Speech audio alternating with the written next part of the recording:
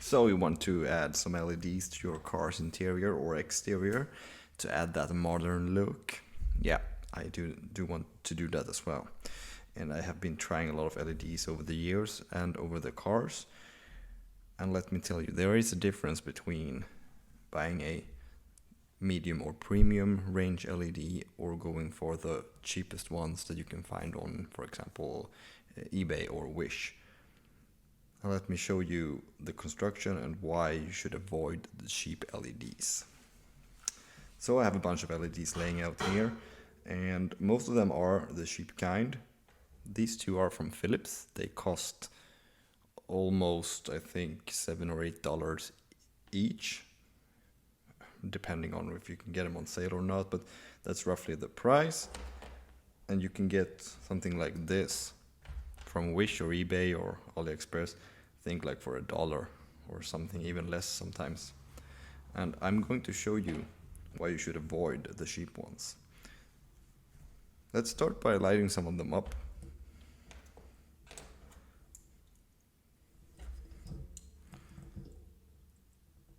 So this is a medium range in my opinion. It has a cool white, probably like 6,000 Kelvin, and the light put is not super bright, and it has a heatsink on the back.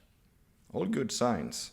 And one other thing that is indicating a more premium, or this one is in my opinion a medium range, but a premium or a good LED, is that you can actually reverse it. It is not polarity sensitive. So it has some kind of circuitry that switches the polarity depending on how you put it in the socket. That's super neat. And here we have a different kind. I think these are still kind of popular. It has like a silicon dome on it. This is a yellow tinted light. Not a lot of light output, which is good for such a small LED without any heatsink or anything. Still, every time I've used these, they have failed after like a week or two. Here we have a different design. This is kind of a heatsink, all of it together. But it's hard to tell if the heatsink is actually dissipating any heat from the LEDs themselves. I'm going to take it apart later and we're going to check if it does. Also cool white. These are... oh, yeah, this is also one of the problems. They can do that when you take them out of the socket. So this LED is trash. Probably because it's been used for a long time and it's become very, very hot under use. Yeah, let's see if we can get this one lighting. Yeah, there we go. This is a red LED. And it has 5 LEDs on it and no heatsink whatsoever. So the heat is only dissipating out in the air and to the into the PCBs, where the circuitry to cut some of the current to the LEDs is located. And number one enemy of electronics is heat and vibration. This is going to see a lot of heat. Yeah, we can test this one. And I do not have a thermal camera, but I have fingers that can...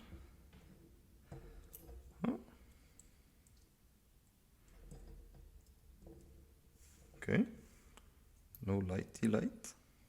This worked last week.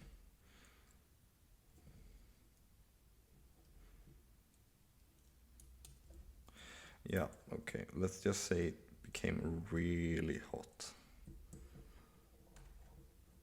It also has no heatsink and great light output because these LEDs are run super bright.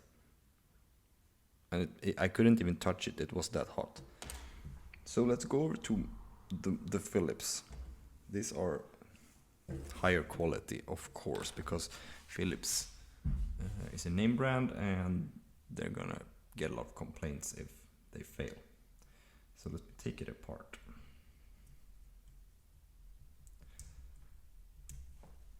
You can see it has one LED, a small one, in a plastic housing but with aluminium heatsink. So this LEDs is seated on a quite large aluminium heatsink to dissipate the heat. And this cutout is to allow the heat to transfer over to the air. Someone has spent time engineering it. This is the next or the newest generation from Philips. Let's see if I can take it apart without breaking it.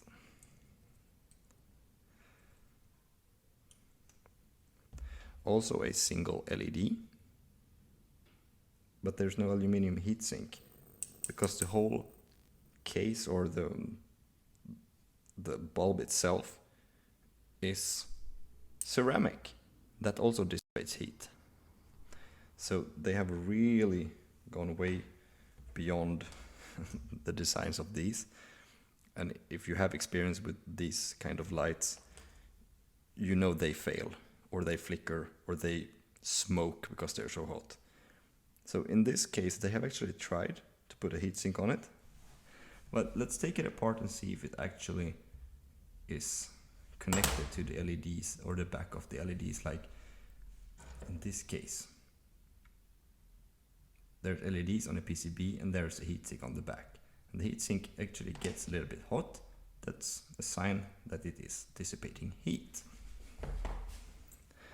Let's see if we can... Oh yeah.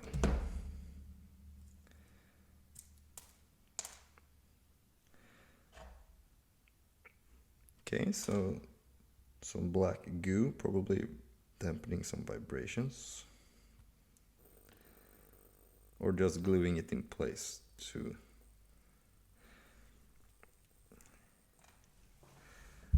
I'm not sure what you can see here, but...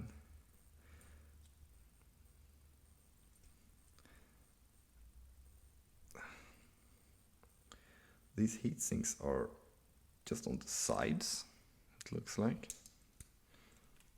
Ow. Yeah, let's get another plier.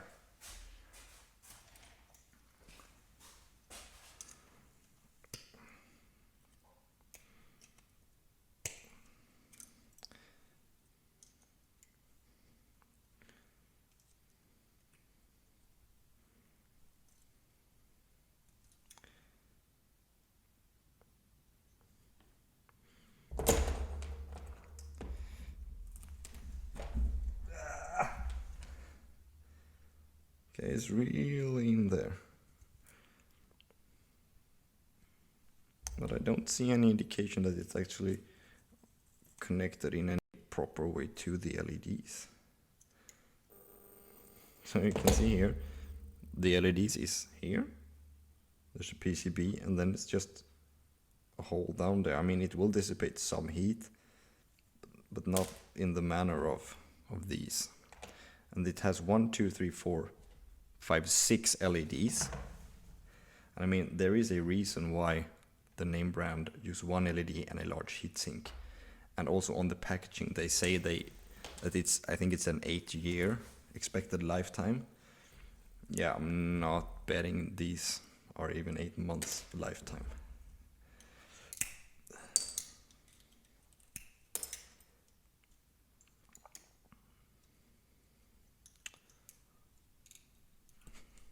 Yeah, the design is rather cheap feeling. Let's see.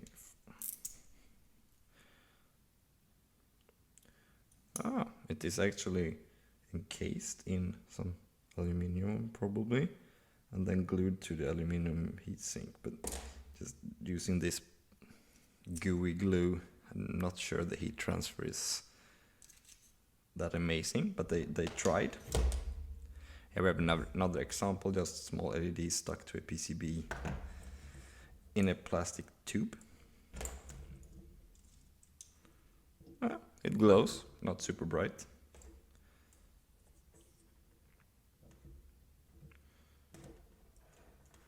Yep, it's not really a decent design at all. This is super bright. There's a lot of LEDs packed in this. There's no heatsink whatsoever, so I'm presuming this should run fairly hot. Yeah, I can feel it warming up.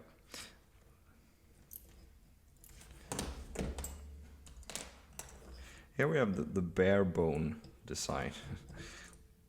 Yeah, this is an amber LED. It does not have super much light output, so I'm not sure this needs a heatsink. But for longevity, I would really recommend when you're looking for LEDs, even if you shop on Wish or eBay, try and find some that looks similar to this. And if you can find someone that has CAN bus, like they work in a CAN bus system, that also means they need more circuitry and more time spent like engineering it. They will probably last you longer. But my recommendation is to go for like Osram or Philips or another name brand.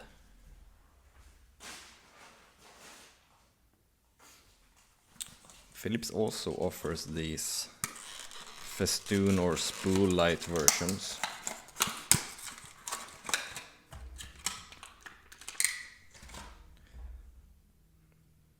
You can really see that they go a little bit beyond with like a plastic case with Philips on it, and then a heatsink on the back, and just one single LED to not produce more heat than is necessary. This is a neutral white or 4000 Kelvin light. I'm going to be putting these into my Volvo soon in another video, so if you are interested in seeing how a car can be transformed from these old halogen style bulbs to a nice neutral white in the interior, stay tuned for that video, because I do not really like the output of these 6000 Kelvin. I mean, it looks great from the outside, but when you sit inside the car and you want stuff to look the color they do look in like daylight, 6000 Kelvin just screws that a bit for me. And I think it looks a little bit of like, you know, you're at the dentist, and nah, it's not really my cup of tea. So I've selected these 4000 Kelvins. I'm going to show you how they look in the car in a video that's coming up.